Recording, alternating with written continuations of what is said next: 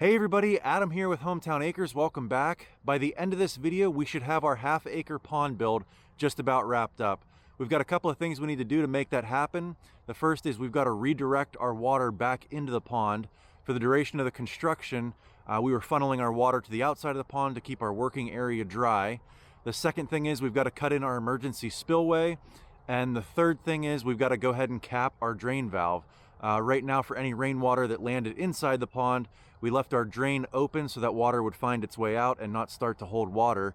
So once we get that capped, I think we're pretty much done. I hope you guys enjoy the footage. Stick around. All right, so we've got Doug on his brother's dozer this morning cleaning out where our spring head is popping out here.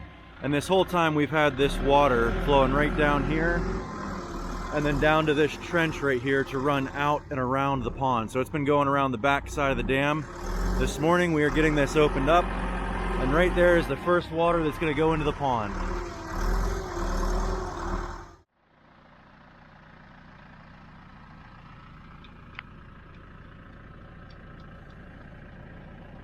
There it goes.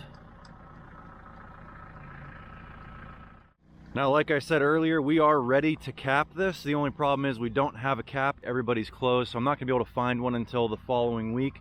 But as soon as we can get a cap, we're going to go ahead and cap this and start filling up with water. In the meantime, just to keep the bottom and the side walls of the pond from eroding, we're going to go ahead and pipe this all the way from the spring head up there down here.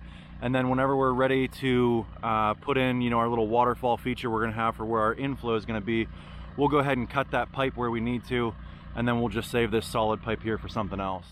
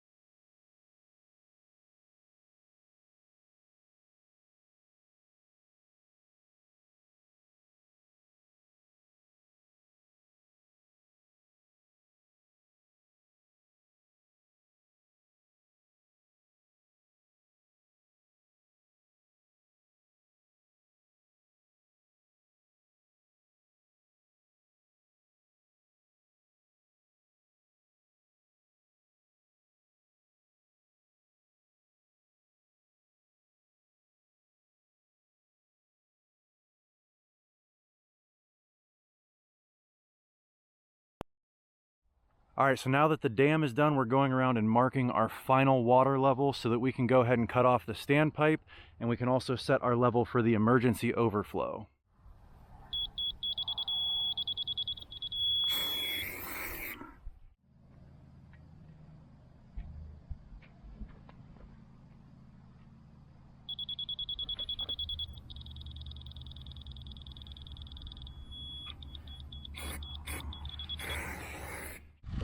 So we got a new operator here from the last time where we picked up. The beginning of this video was about 2 weeks ago when Doug had his brother's 650 deer here.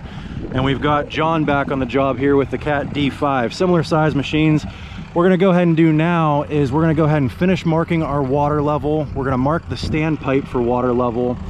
And then in the last video I mentioned that we were gonna put an 18-inch culvert pipe in for our emergency overflow over here, but we got to talking and all of you guys in the comments section said do not use a culvert pipe for your emergency overflow. Just dig a little swale ditch over there about 6 inches higher than your standpipe, over virgin ground, plant it with seed, turf grass or riprap, and let the water go through there if you ever need to use it. So we're gonna go finish marking the standpipe, and then we're gonna cut this emergency overflow in. Right there. Good to go there. So we got the pipe marked there, and then just for reference where our water level will be on the dam, that's about 2 feet below, and they say you want to have 2 feet of freeboard, which is your dam height above the water level. So I think we're all set there. We'll make sure that emergency spillway is 6 inches above this.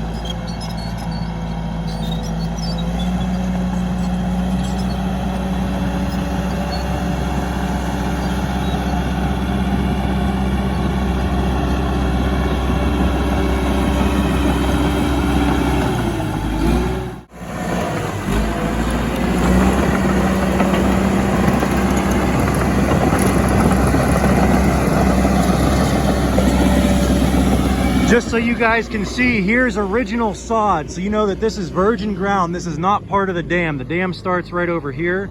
This is virgin ground right here.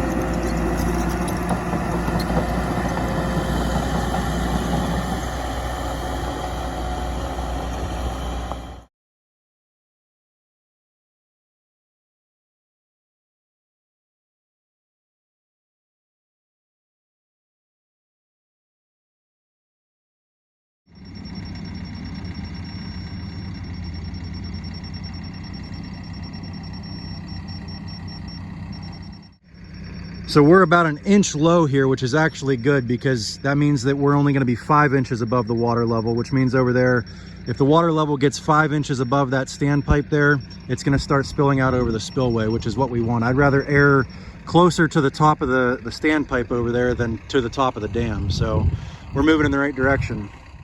So now that the emergency spillway is done, that was the last thing we were waiting to cap the pond. I did not want to cap the pond until we had that emergency spillway in, just for fear that something would go wrong, we'd get behind schedule and not be able to get it in and the pond would fill up.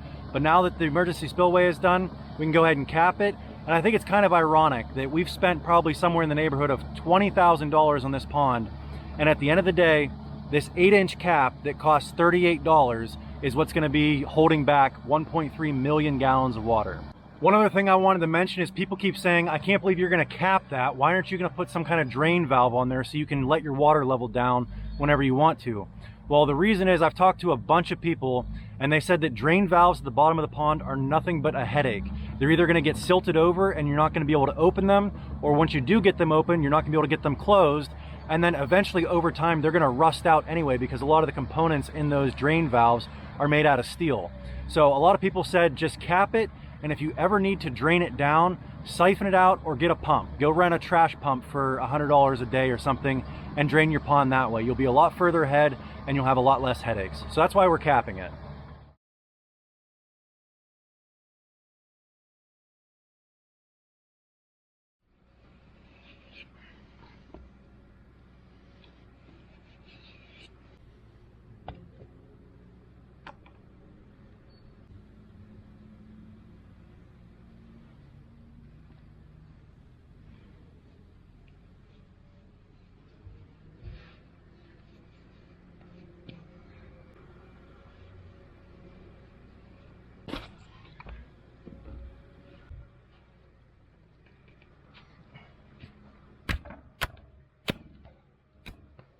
There we go, all capped off.